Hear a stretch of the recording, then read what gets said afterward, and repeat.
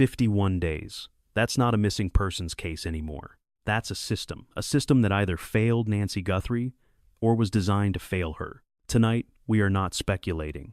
Tonight, we are stacking evidence. And what you're going to see, piece by piece, is that someone knew this neighborhood. Someone knew this house. Someone knew exactly which cameras were watching and which ones weren't.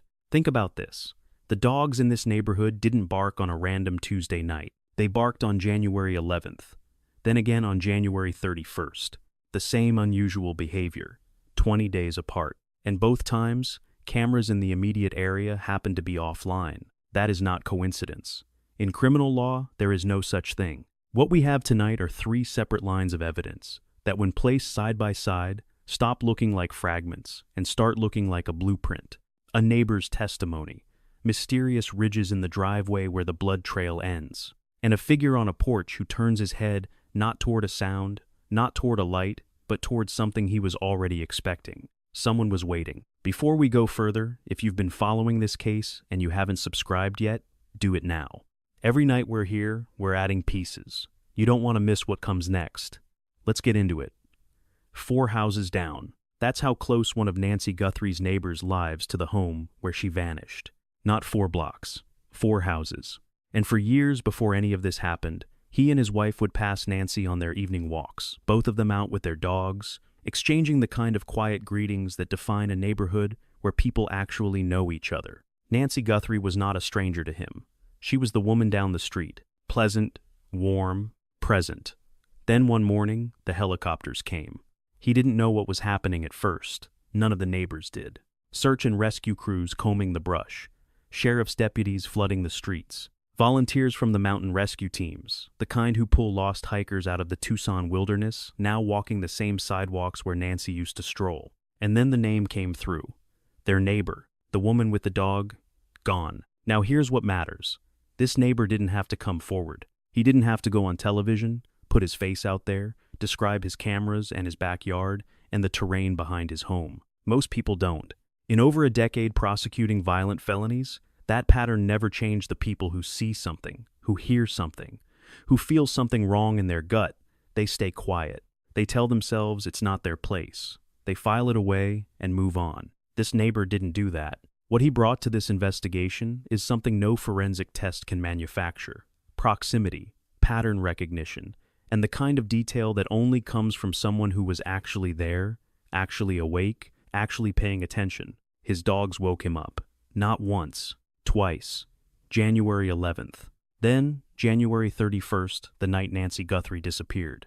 Both nights, his dogs sound sleepers by habit, animals that he routinely takes out before bed, and not again until morning. Both nights, they roused him after 1 a.m. and demanded to go outside. He took them to the rear courtyard, the small enclosed space that abuts the back bedroom. And both times, on the camera footage he later reviewed with investigators, you can see it. The dog, standing still, not barking, not running, just fixed, staring out toward the dense brush and cactus and rock that separates his property from Nancy Guthrie's, 150 yards away. That's the estimated distance between his rear yard and the top of Nancy's roofline, through terrain he described as inhospitable, dense palo verde, cactus, rough brush. In the dark, nearly impassable, unless you already knew exactly where you were going. The dog knew something was out there. He didn't. Not that night. Not until weeks later when the FBI sat down with him, walked his yard, and asked him to go back through his footage, looking for anything unusual on 2 specific dates. That's when the correlation hit. And here's the detail that should stop you cold. 2 of his cameras were offline on the nights in question. Not malfunctioning. Not blurry. Offline. He didn't discover this on his own. He found out when he sat down with investigators, and they flagged the notation in the system data. 2 cameras, both nights, gone, now. You can call that a technical glitch. You can call it a coincidence. But we've already established what coincidences mean in criminal investigations. The question isn't whether someone was moving through that neighborhood on January 11th and January 31st. The question is, what were they doing there 20 days before Nancy Guthrie disappeared? And who else in that neighborhood had cameras that went dark? There's a detail in this neighbor's testimony that hasn't gotten nearly enough attention. When he described the terrain behind his home, the rough brush, the cactus, the dense scrub stretching toward Nancy Guthrie's property, he made a point of saying it would be a challenge to navigate, especially in the dark, especially without knowing what you were walking into, unless someone had already mapped it out. That phrase. Sit with it for a moment, because what he described next reframes everything. Behind the cluster of homes on that street, there is a service road, a utility corridor maintained by the power company, running alongside the properties, largely invisible from the main street. That service road connects to a cul-de-sac, and that cul-de-sac runs along the side of Nancy Guthrie's property. This is not a theoretical path. This is a path that people have been using for years. The neighbor mentioned it almost in passing school children, he said. For a long time, kids in that neighborhood would cut through that corridor to reach the school bus instead of walking the long way around on the street. It was common knowledge, local knowledge, the kind of thing you only know if you've spent time in that neighborhood, talked to people who live there, or walked it yourself. Now think about what that means. If someone wanted to approach Nancy Guthrie's home from the rear, avoiding the main street, avoiding the ring cameras on the front of neighboring houses, avoiding any direct line of sight from passing vehicles, that service, road, and cul-de-sac combination would give them almost perfect cover. Move on foot through the utility corridor, cut to the cul-de-sac, come up alongside the property from the rear, enter through the back. Brian Fitzgibbons, Director of Operations at USPA Nationwide Security, put it plainly. That cut-through would provide good concealment, moving on foot toward the southeast, toward Nancy's backyard, with cover from the cameras positioned on neighboring properties. Relatively navigable at night. With that dirt road as a guide, even in darkness, someone who had walked it before would have no trouble. And that brings us directly back to January 11th. 20 days before Nancy Guthrie vanished, something caused the neighbor's dogs to wake up after 1 a.m. and demand to go outside. Something in the direction of that rear yard. Something in the direction of that brush and rock and cactus between his property and hers. The FBI flagged that date specifically. They asked about it. They walked the yard and assessed the terrain themselves. The investigators weren't treating January 11th as background noise. They were treating it as a rehearsal. Now add the vacant home. The neighbor identified it clearly on the aerial map caddy corner across the street, right around the corner from Nancy Guthrie. A property with no occupants. No one to notice an unfamiliar vehicle parked nearby. No one to question a person sitting in a car after dark, watching the street, timing the rhythms of the neighborhood. And then add the construction site visible straight up the street from Nancy's front door, at the top of the cul-de-sac above Escalante. Active crews. Equipment. Foot traffic that wouldn't look unusual during the day. A location with direct sight lines to her home that could serve as an observation point without drawing a single second glance. Vacant property, construction activity, service road, cul-de-sac, a cut-through that locals have known about for decades.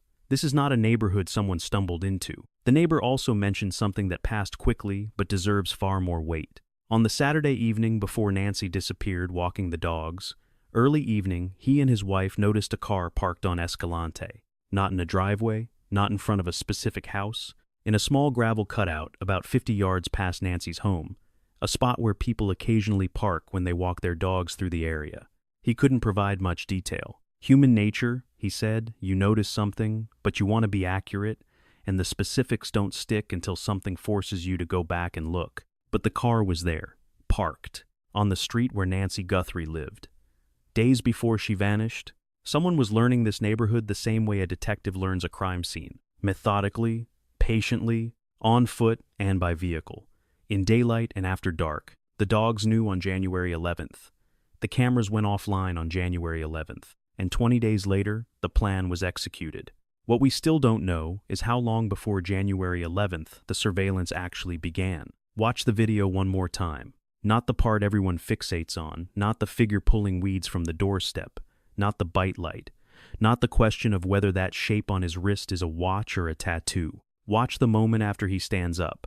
Watch where his head goes. He turns, deliberately, over his left shoulder, back toward the street, and in that direction, faint, partially obscured, but their 2 points of light sit in the background of the frame. This detail did not come from law enforcement. It did not come from the FBI's official analysis or from Sheriff Nanos's press briefings. It came from a user on X, screen name Blue Star 812, who sat with that footage frame by frame and noticed something the professional investigators either missed or chose not to address publicly. The online sleuth community found it, not the people whose entire job it was to find it. Now here's the problem with that. Todd Shipley, digital cybercrime expert and former detective sergeant with 25 years in law enforcement, was direct about what this reveals. When investigators analyzed that porch video, he said they focused on the subject, the person, the gun, the sleeve, the details that confirmed what they already believed they were looking at. And in doing so, they applied a bias, a tunnel vision that caused them to miss what was sitting in plain sight behind him. The background, the context, the bigger picture. That is not a minor oversight. That is a fundamental failure of video analysis. Because if those lights are a vehicle, if that is a car sitting on Escalante with its engine running and its headlights on while the figure on the porch goes through his routine, then everything about this scene changes. The timeline changes. The number of people involved changes. The entire operational structure of what happened to Nancy Guthrie that night changes. Think about this. The figure on the porch spends a significant amount of time outside before Nancy Guthrie is brought out. He pulls weeds. He examines the door. He moves slowly, deliberately, without apparent urgency. For a man allegedly in the middle of a kidnapping, he is remarkably calm. Why? Brian Fitzgibbons offered the most logical answer. The vehicle wasn't there yet, or it had arrived and then pulled back, and the figure on the porch was waiting killing time, maintaining the appearance of casual activity until the signal came that the car was in position. That glance over the shoulder wasn't random. It was a check. And the moment those lights appeared in the background of the frame, the operation moved forward. Now, the question of accomplices. A theory circulating from a retired FBI source suggested as many as 5 people could be involved in Nancy Guthrie's disappearance. 5. That number strains credibility, and not because the crime wasn't sophisticated enough to require multiple people. It strains credibility because of what's sitting in a bank account somewhere in Tucson waiting to be claimed. $1.2 million. That is the reward currently offered for information leading to Nancy Guthrie. And as Fitzgibbons noted, with that kind of money on the table, a 5-person conspiracy becomes its own worst enemy. 5 people means 5 sets of loyalties. 5 people who each have a girlfriend, a brother, a cellmate, a neighbor who might decide that $1.2 million is more valuable than silence. 5 people means 5 potential breaking points. The more likely scenario, based on the evidence as it exists, is 2 to 3 individuals. 1 to enter the home and bring out Nancy Guthrie, 1 to manage the vehicle, possibly 1 more as a coordinator or lookout, small enough to hold together, large enough to execute what was clearly a multi-step, pre-planned operation. And that figure on the porch, the one pulling weeds in the early hours of the morning, the one who glanced back at those headlights, he was not the architect of this. He was the one who went in, which means somewhere behind those headlights, someone else was watching, someone who stayed off camera, someone who knew the neighborhood, knew the timing, knew which cameras were offline and which ones weren't, someone who had been here before. The porch video doesn't just show us a suspect. It shows us the edge of a larger operation, and the lights in the background are the first hard evidence that the edge exists. What we don't yet have is what those lights are attached to. A vehicle that was recorded somewhere else that night, a plate number, a direction of travel. The metadata on that video could tell us exactly when those lights appeared in the frame, down to the second. And as of tonight, that metadata has not been released. The blood stops, and then the tracks begin. That sequence, that specific, documented sequence, is the detail that transforms 2 separate pieces of evidence into a single narrative. And once you see it that way, you cannot unsee it. Let's start with what we know. In the gravel and aggregate surface in front of Nancy Guthrie's home, investigators and online researchers identified 2 parallel lines. Narrow, deep, remarkably straight, running in a single consistent direction without curving, without drifting, without the kind of irregular pressure variation you'd expect from something dragged or pushed carelessly across an uneven surface. These are not scuff marks. These are not footprints. These are load-bearing wheel impressions, and they tell a story about weight, direction, and intent. Joseph Scott Morgan, professor of forensics at Jacksonville State University and a death investigator with over 10,000 documented death scenes, broke it down with precision. The first thing he identified was wheelbase, the distance between the center points of the 2 parallel ruts. In motor vehicle accident reconstruction, wheelbase is one of the primary measurements used to identify a specific vehicle. The same principle applies here. Measure the distance between those two lines, match it against known equipment, and you begin to narrow the field. What he ruled out is just as important as what he didn't. A standard two-wheeled wheelbarrow, the kind you'd find on any construction site, has tires that are too wide to produce ruts this narrow. The double-wheeled garden barrow, same problem. What these marks suggest is something with a very tight gauge, a very narrow tire profile, something designed to carry weight on a slim footprint. A wheelchair fits that profile. A medical transport dolly fits that profile. A collapsible equipment cart, the kind used to move heavy appliances through tight spaces, fits that profile. Now, here's where it gets forensically significant. Morgan raised a question that reframes the entire physical evidence picture. Do these ruts show a difference in depth between two passes, one pass lighter, one pass heavier? Because if the tracks going toward the house show less compression than the tracks going away from the house, that is direct physical evidence of weight being added between the two passes. Something or someone was loaded onto that device inside the home, and the gravel recorded it. That analysis has not been publicly confirmed. But the question itself is exactly the right one. And the fact that it hasn't been answered publicly tells you something about what the FBI may or may not be sitting on. Then there is the matter of the cast. We learned that federal investigators attempted to make a cast of the tire impressions and were unable to do so successfully. Morgan confirmed why. The surface composition loose gravel aggregate over what appears to be a cement base makes casting essentially impossible. Pour dental stone into that surface, and what you pull up is a mass of loose rock with no readable impression. The gravel gives way. The detail is destroyed in the extraction. Photography is the only viable method. Photograph from multiple angles. Photograph with controlled side lighting to maximize shadow depth in the ruts. Photograph with a scale marker for measurement reference. If that was done correctly and early enough before weather, before foot traffic, before any further contamination of the scene, then the images exist. Somewhere in the FBI's evidence archive, there are photographs of those marks taken with enough detail to produce meaningful measurements. The question is whether those measurements have been matched against anything, because here is what the gravel cannot tell us on its own. It cannot tell us what made those marks. It can only tell us the dimensions of what made those marks: the wheelbase, the tire width, the depth of impression relative to the weight being carried. Those three numbers, taken together, produce a profile. And that profile either matches a piece of equipment that was present in that neighborhood on the construction site, in the vacant home, in a vehicle parked on Escalante, or it doesn't. If it matches, that is physical evidence connecting a specific object to the scene. If it doesn't match anything locally sourced, then someone brought that equipment with them, planned for it, loaded it into a vehicle before they ever arrived on Escalante. Which means the operation wasn't just surveilled in advance, it was logistically prepared in advance. And then there is the blood. The blood trail that has been documented in front of Nancy Guthrie's home ends at a specific point, not gradually, not in a diminishing scatter pattern that suggests movement continuing beyond the frame. It ends. And according to the visual evidence available, the wheel marks pick up in proximity to that endpoint. Morgan's framing of this was precise. Is there concurrence between where the blood trail ends and where the ruts begin? Because if there is, if those two lines of evidence terminate and originate at the same point in the gravel, then what you have is not two separate pieces of evidence. What you have is a single documented moment.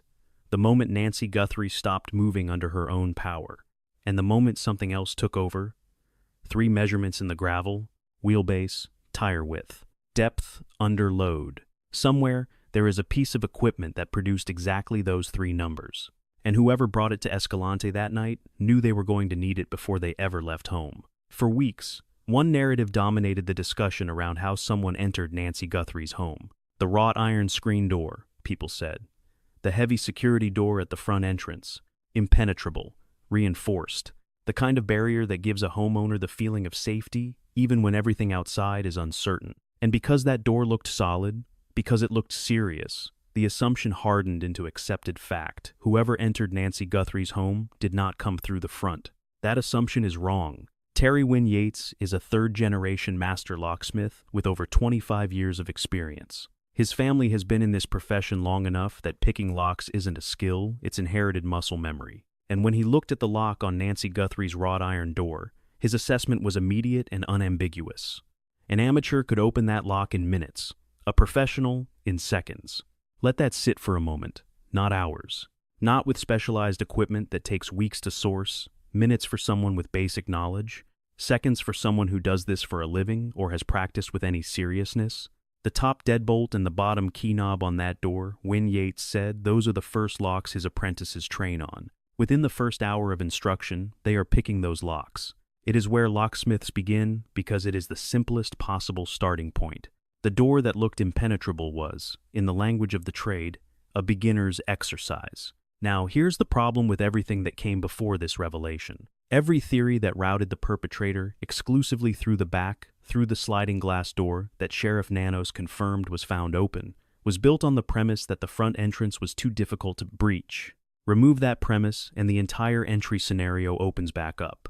Both doors become viable entry and exit points simultaneously. One person through the back, one person managing the front, or a single person who entered through the back and exited through the front with Nancy Guthrie. Win Yates walked through the mechanics with clinical detail. There are two primary methods for picking a standard pin tumbler lock. The first is raking, a technique where the pick is moved rapidly in and out, while rotational tension is applied, setting multiple pins simultaneously through repeated contact. It is fast, it is imprecise, and in the hands of someone even moderately practiced, it is devastatingly effective on a standard residential lock. The second method is single pin picking, more deliberate, more controlled. The picker works through each of the 5 pins in sequence, setting them one at a time until the cylinder rotates. It takes longer than raking, it requires more skill, but it produces something raking cannot always guarantee: silence. No forced entry, no broken frame, no scratched metal, no sound that would carry through a wall or wake a neighbor. The lock opens, the door swings, and from the outside, nothing looks disturbed. Then there is the lockpick gun. Older technology, Win Yates acknowledged there are more refined methods available now, but still effective and still widely used. The mechanism is simple, a spring-loaded pick that vibrates against the pins rapidly, essentially bumping them into alignment while tension is applied.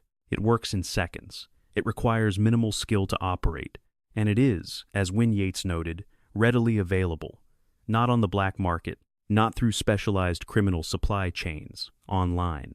Openly, anyone can purchase one. The one meaningful drawback of the lockpick gun is noise.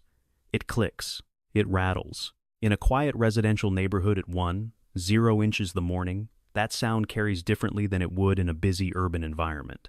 Which brings us to a specific implication that has not been discussed enough. If the perpetrator used a lockpick gun on Nancy Guthrie's front door, a neighbor close enough and awake at the right moment might have heard something. A series of clicks. A metallic rattling that didn't fit the ambient sound of the neighborhood at that hour. Something that registered as odd but not immediately alarming, the kind of sound that gets filed away and forgotten unless something later forces you to go back and examine it. And if the perpetrator knew that noise was a liability, if they were skilled enough or cautious enough to use manual picking instead, then what they left behind at that door is almost nothing. A few micro-abrasions on the pin chambers that only a forensic locksmith examining the hardware under magnification would detect. Has that examination been done? Has anyone pulled the lock cylinder from Nancy Guthrie's front door and looked at the pins under a scope? If the answer is yes, the results have not been made public. If the answer is no, if that lock cylinder is still sitting in an evidence bag somewhere without having been examined at that level of detail, then a potential confirmation of entry method is sitting untouched. Win Yates made one more point that reframes the January 11th visit entirely. If someone stood at Nancy Guthrie's front door on that date, and the porch camera recorded exactly that, one of the things they could have been doing, in addition to everything else, was assessing the lock, identifying the model, confirming the pin count, determining which picking method would be fastest and quietest when they came back. 20 days of preparation, and on the night of January 31st, they already knew exactly what they were walking up to. The door was never the obstacle everyone thought it was. It was just a lock. And locks, as it turns out, are only as strong as the assumption that no one has learned how to open them. There is a version of this investigation where everything is proceeding exactly as it should, where the FBI has the metadata, has analyzed the background lights, has matched the wheel measurements, has examined the lock cylinder, and is simply withholding that information for operational reasons because releasing it would compromise an active case, tip off a suspect, or collapse a prosecution before it begins. That version is possible. But there is another version, a version where critical digital evidence was overlooked, underanalyzed, or never properly collected in the first place. And the public record, as it stands tonight, gives us reason to take that second version seriously. Todd Shipley has spent 25 years in law enforcement working digital crime. He understands how investigators approach video evidence, what they prioritize, and where their blind spots tend to form. And when he looked at how the porch video was handled, he identified something that should concern everyone following this case. The investigators focused on the subject. That sounds obvious. Of course, you focus on the person in the frame. But in digital forensic video analysis, focusing exclusively on the subject is a methodology failure. The subject is one data point, the background is another, the lighting conditions are another, the shadows, the reflections, the objects partially visible at the edges of the frame, all of it is data. All of it can be cross-referenced against physical evidence, witness testimony, and external camera footage to build a timeline that a single subject-focused analysis will never produce. What the online community found in the background of that porch video, the lights, the apparent movement, the detail that suggests a second presence on that street, should have been identified in the first formal review of that footage. It wasn't. It took crowdsourcing.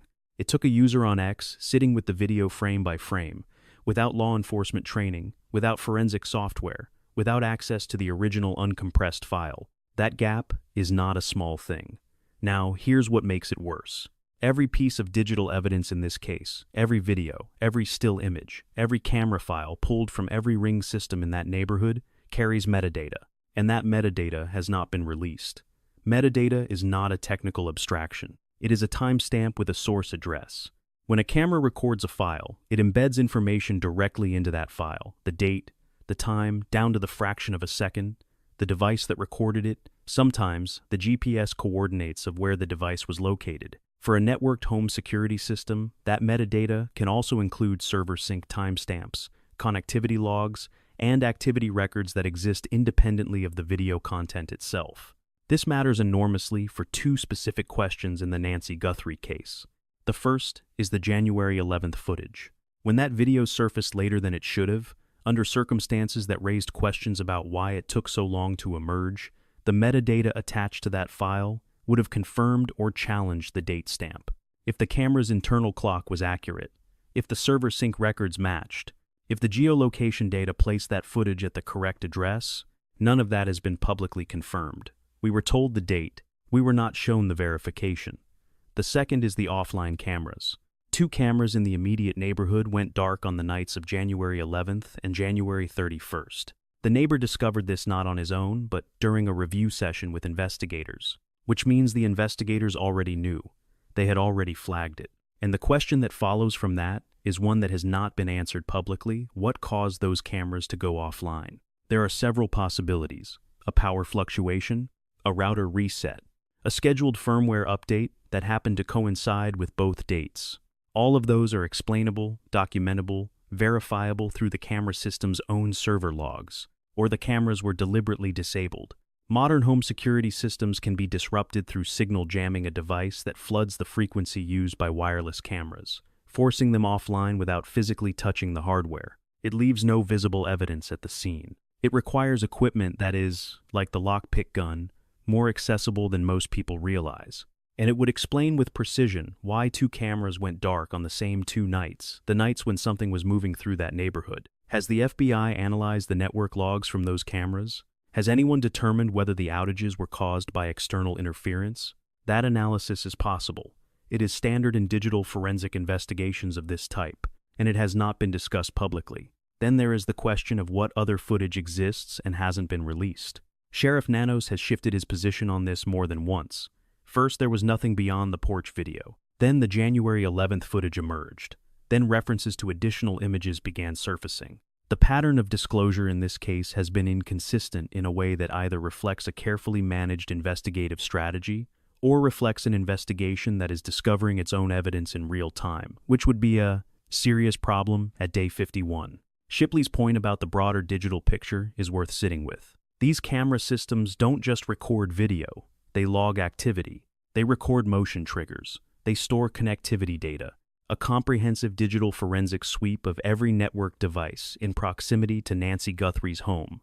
Not just the cameras, but the routers, the smart home devices, the cell towers that registered any phone active in that area on the relevant nights would produce a map of digital activity that no amount of physical evidence can replicate. That map either exists or it doesn't. If it exists, it hasn't been shared. If it doesn't exist, then the investigation has a gap in its digital evidence collection that grows more difficult to fill with every passing day. Because digital evidence doesn't wait, server logs get overwritten, cloud storage retention periods expire, cell tower records get purged on schedules that don't accommodate slow-moving investigations. Every day that passes without a formal preservation order on every piece of digital infrastructure connected to this case is a day that potential evidence moves closer to permanent deletion. 51 days. The metadata on that porch video could place those headlights at a precise moment in the timeline. The network logs from those offline cameras could confirm or eliminate deliberate interference. The cell tower data from the area around Escalante on the nights of January 11th and January 31st could identify every device that was active in that neighborhood during the relevant hours. That data either exists or it's already gone. And the public answer to that question, as of tonight, is silence. 51 days of searching, 51 days of press briefings, community vigils, yellow ribbons on palm trees, and a reward that has climbed to $1.2 million without producing a single public arrest. And tonight, for the first time, the individual pieces stop feeling like separate questions and start feeling like a single answer that nobody has said out loud yet. Let's build it from the ground up. Someone surveilled this neighborhood before January 11th. We don't know how long before, but by the time they appeared on that porch camera, they already knew the terrain. They knew the service road behind the properties. They knew the cut-through that school children had used for years. They knew which direction to approach from to avoid the cameras mounted on neighboring homes. They knew that Nancy Guthrie lived alone. They knew she no longer had a dog. That last detail is not incidental. It is operational intelligence. A dog changes everything about a forced entry. It creates noise. It creates unpredictability. It can alert neighbors before the operation is complete. The fact that Nancy's previous dog had passed and had not been replaced, that is not the kind of information you acquire by driving past a house once. That is the kind of information you acquire by watching, by asking questions, by knowing something about the rhythms of her daily life that goes beyond what a stranger could observe from the street. Someone knew, and they used what they knew. On January 11th, they returned. Not to take her, not yet. To confirm. To walk the approach route in real time. To assess the lock. To identify the camera positions and determine which ones could be neutralized. The neighbor's dogs sensed something moving in the dark that night. The cameras nearest to that movement went offline. And 20 days later, the same approach, the same route, the same cameras dark, but this time, they didn't leave without her. Now think about the porch video with all of that context loaded in. The figure standing at Nancy Guthrie's front door is not nervous. He is not rushed. He pulls weeds from the doorstep with the kind of deliberate casualness that you cannot fake under genuine stress. That kind of calm only comes from preparation. From having done the mental rehearsal enough times that the physical execution feels familiar, he checks over his shoulder, not randomly, not out of paranoia, but at a specific moment, toward a specific point on the street, where lights are visible in the background of the frame. He was checking for confirmation. The car was in position. The operation was go. What happened inside that house, in the time between his arrival and the moment Nancy Guthrie was brought out that window, that specific period of time, is the part of this case that has never been adequately addressed publicly. The blood. The wheel marks in the gravel that begin where the blood ends. The device that carried her narrow gauge, load-bearing, straight-line trajectory toward the street, that device was brought to this house. It did not belong there. Someone packed it, transported it, and deployed it as part of a planned extraction. This is not the behavior of an opportunistic crime. This is not a burglary that escalated. This is not a random act of violence against an elderly woman who happened to leave a door unlocked. This is an operation, and operations have architects. The figure on the porch executed. The driver waited with the vehicle. But somewhere behind all of it, behind the surveillance, behind the camera disruption, behind the logistical preparation that included bringing extraction equipment to a residential street, in the early hours of the morning, there is a person or persons who planned this, who identified Nancy Guthrie as a target, Who decided that the risk was worth taking and the reward was worth pursuing? What reward? That question is the one that this entire investigation has circled without landing on a definitive answer. Ransom has not been demanded publicly. No proof of life has emerged. No contact with the family has been confirmed. The traditional motivations for a kidnapping of this profile, financial, personal, retaliatory, have all been raised, and none have been resolved. And the silence around that question is the loudest thing in this case. Because organized, pre-planned operations targeting specific individuals do not happen without motive. The sophistication of the execution, the surveillance, the route planning, the camera disruption, the extraction equipment, the accomplice coordination, that level of preparation is not applied randomly. It is applied to a target that someone decided was worth that level of effort. Who decided Nancy Guthrie was worth that level of effort?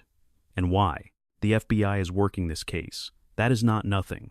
Federal resources, federal jurisdiction, federal forensic capacity. If the evidence exists to be found, they have the tools to find it. The metadata on that porch video, the network logs from the offline cameras, the cell tower activity on Escalante on the nights of January 11th and January 31st, the wheel measurement profile matched against equipment sourced in the Tucson area, the lock cylinder examined under magnification for pick marks. All of it is actionable. All of it is within the investigative capacity of the agency now running this case. But 51 days have passed, and Nancy Guthrie has not been found. The community has not stopped looking. The ribbons are still on the palm trees. The neighbors are still coming forward. The online researchers are still sitting with footage frame by frame, finding details that trained investigators missed. The family is still waiting. That is what this case has become at day 51. Not a mystery in the abstract sense, not a puzzle without pieces. The pieces are there. The surveillance timeline is documented. The approach route is identifiable. The entry method is no longer theoretical. The extraction equipment left its mark in the gravel. The accomplice left their headlights in the background of a video that the whole world has seen. The pieces are there. The question, the one that remains open tonight, the one that will remain open until someone with knowledge of what happened on Escalante decides that $1.2 million, or the weight of their own conscience, is finally enough, is not what happened to Nancy Guthrie. The question is who decided it should. If you know anything at all about Nancy Guthrie's disappearance, please call 800-225-5328. To remain anonymous, 520-882-7463. The reward stands. The family is waiting. And this case is not closed. Subscribe if you haven't. Share this video. Keep the search alive. Because the only way cases like this get solved is when enough people refuse to look away. Nancy Guthrie deserves that. Her family deserves that. Don't look away.